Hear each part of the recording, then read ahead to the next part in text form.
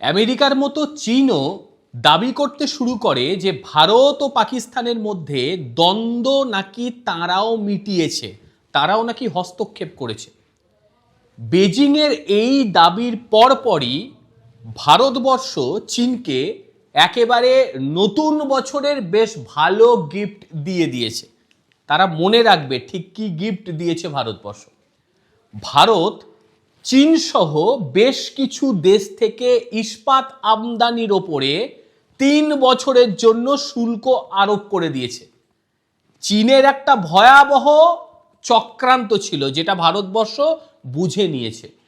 ধীর গতিতে ভারতের ইস্পাত শিল্পকে শেষ করার জন্য তারা চুপিসারে একটি পরিকল্পনা করে নিয়েছে এবং সেই পরিকল্পনাটা যদি আর কয়েক বছর বাদে ভারত ধরতে পারত, সেই ক্ষেত্রে ভারতের মধ্যে ইস্পাত শিল্প একেবারে শেষ হয়ে যেত। আজ্ঞে হ্যাঁ, পুরো মাত্রায় শেষ। ভারত সস্তা ইস্পাত আমদানির ওপরে কঠোরতা আরোপ করে দিয়েছে।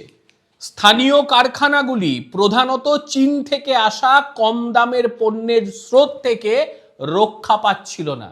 সেই কারণেই 3 বছরের জন্য একটি সুরক্ষা শুল্ক তারা আরোপ করেছে। দেশীয় উৎপাদনকে আরো একটু ভালোভাবে পরিসর দেওয়ার জন্যই এই বিশেষ উদ্যোগ গ্রহণ করেছে। সস্তায় বিদেশ থেকে ইস্পাত নিয়ে এসে চোরা স্রোত সৃষ্টি করে ভারতের মধ্যে যে সমস্ত ইস্পাত কারখানাগুলি ছিল টাটা সহ, সেইগুলো ধীরে ধীরে শেষ হয়ে যাচ্ছিল।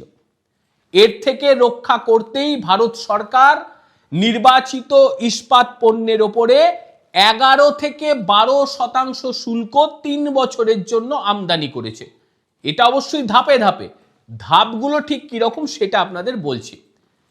যেমন নতুন এই যে কাঠামো অনুসারে সুরক্ষা শুল্ক প্রথম ধাপেই থাকছে 12%, মানে প্রথম বছর 12% থাকবে, দ্বিতীয় বছর অর্থাৎ দ্বিতীয় ধাপে থাকবে 11.5% এবং তৃতীয় বছরে মানে শেষ ধাপে থাকবে 11%, মানে 12 থেকে শুরু, 11তে শেষ।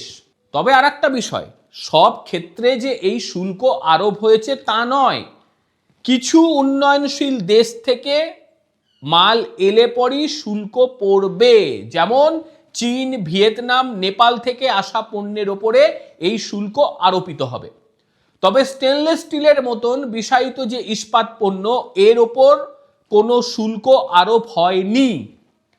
ডিরেক্টর জেনারেল অব ট্রেড রেভিডেন্স এই সুরক্ষা শুল্কের সুপারিশ করেছিল বহুদিন আগে থেকেই। তারা ভারত সরকারকে বলে আসছিল যে আপনারা যদি শুল্ক না লাগান, সেই ক্ষেত্রে ভারতের মধ্যে যে সমস্ত কোম্পানিগুলি রয়েছে তারা ধীরে ধীরে শেষ হয়ে যাবে। সেই কারণেই এই আমদানি শুল্ক এবং এই বৃদ্ধি ইতিমধ্যেই দেশীয় উৎপাদক কোম্পানি যেগুলি রয়েছে তারা চাঙ্গা হতে শুরু করে দিয়েছে। যেভাবে তাদের ক্ষতি হচ্ছিল, সেই ক্ষতিটা অনেকটাই ধীরে ধীরে ঠিক হয়ে যাবে। বছরের পর বছর ধরে সস্তা ইস্পাত ভারতীয় নির্মাতারা বেশি লাভের আশায় তারা বাইরে থেকে নিয়ে আসছিল, চীন থেকে বিশেষ করে, এবং ডাম্পিংয়ের অভিযোগ ওঠে। বিদেশি পণ্য যখন স্বাভাবিক মূল্য থেকে কম দামে বাজারে বিক্রয় হয়, তখন স্থানীয় যে সামগ্রী সেটা মারাত্মক হারে ক্ষতিগ্রস্ত হয়। এবার ভারতীয় কারখানা যদি না বাঁচে, সেই ক্ষেত্রে ভারতে এই শিল্প বাঁচবে না এবং একটা সময় এমন আসবে যে তখন আমরা পুরো মাত্রায় নির্ভর হয়ে পড়ব সেই চীনের ওপর। চীন থেকে মাল পাঠাবে, তবে আমাদের এখানে এই শিল্প তৈরি হবে, এমন একটা পরিস্থিতি চলে আসতো। কিন্তু ধরা পড়েছে, যে কারণে এখন আর সেই বিপদের আশঙ্কা নেই। ভারতীয় কারখানাগুলিতে উৎপাদনের ক্ষমতা বৃদ্ধির জন্য এবং আরো উন্নত করার জন্য এই ব্যবস্থা করা হয়েছে। বাইরে থেকে আমদানি করা ইস্পাত যাতে দেশীয় উৎপাদন প্রতিস্থাপন করতে না পারে এবং প্রতিরোধ করতে পারে, সেই কারণেই এই পদক্ষেপ বা এই শুল্ক নেওয়া হয়েছে এবং আর্থিক বাজারে এটি যথেষ্ট ইতিবাচক প্রভাব দেখা দেবে, এমনটাই কিন্তু মনে করা হচ্ছে।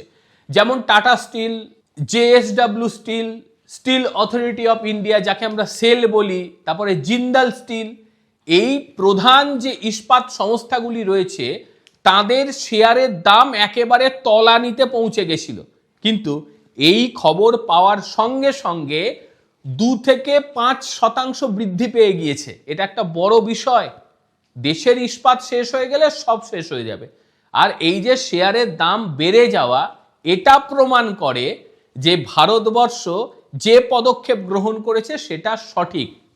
ভারতীয় মিলগুলোর যে ক্রেতা রয়েছে সেই ক্রেতাদের প্রথম অবস্থায় কিছুটা অসুবিধে হবে, কিন্তু ধীরে ধীরে এটা যখন সামঞ্জস্যপূর্ণ জায়গায় পৌঁছবে তখন ভারতীয় ক্রেতারা এর যে লাভ বা সুফল এটা কিন্তু দেখতে পাবে। শেয়ার বাজারে তার ধাতু খাতে যে অগ্রগতি দেখিয়েছে, 31শে ডিসেম্বর নিফটি 50 সূচক বৃদ্ধি পেয়েছে, এটা বেশ ভালো। যেখানে ইস্পাত ও ধাতব শেয়ারগুলো এই উত্থানেরই মূল কারণ এটা মনে করা হচ্ছে। অবকাঠামো নির্মাণ, ভারী শিল্পের মতো ইস্পাতের যে ভোক্তা, সেই ভোক্তারা কিন্তু যথেষ্ট সুবিধে পেতে চলেছে এবং এই নতুন সুরক্ষা বলয়ে অন্তত এই 3 বছর আর কোনো রকম সমস্যায় পড়বে না আমাদের ভারতবর্ষ। একটা জিনিস ভেবে দেখুন, চীন থেকে কম দামে মাল যখনই আমরা আনছি তখন বাজারে কিন্তু সেই মালের দাম কমে যাচ্ছে। এইবারে অনেকের প্রশ্ন আপনাদের হতেই পারে যে তাহলে তো বাজার কম দামে সাধারণ মানুষ কিনতে পারবে, তাহলে বাইরে থেকে মাল কেন আনা হচ্ছে না? এটা একটা বিষয়। কিন্তু আর একটা বিষয় আপনাকে ভাবতে হবে যে এখন হয়তো আমরা সস্তায় পাচ্ছি, কিন্তু পরবর্তীতে আমাদের যে সমস্ত শিল্পগুলো রয়েছে, ভারী শিল্পগুলো রয়েছে, সেইগুলো ধীরে ধীরে শেষ হয়ে যাবে। আর সেগুলি যখন শেষ হয়ে যাবে তখন কিন্তু চীন তার মূল রূপ দেখাবে, তখন আর কম দামে মাল দেবে না, তখন কিন্তু নিজেদের মতন করে দাম বাড়াবে এবং সেই দাম বাড়ানোর ফলে আমাদের পকেট হয়ে যাবে একেবারে নিঃশেষ।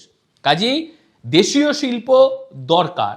এবং এখন একটা যে সামঞ্জস্য এলো, এতে দেখতে পাওয়া যাচ্ছে যে চীন থেকে আনা মালের থেকেও 15% কমে আমরা আমাদের দেশীয় প্রোডাক্ট পাবো। এবং আরও একটা বিষয়, দেশীয় যে প্রোডাক্ট আমরা ব্যবহার করব সেটার গুণমান কিন্তু চীনের থেকে অনেক ভালো।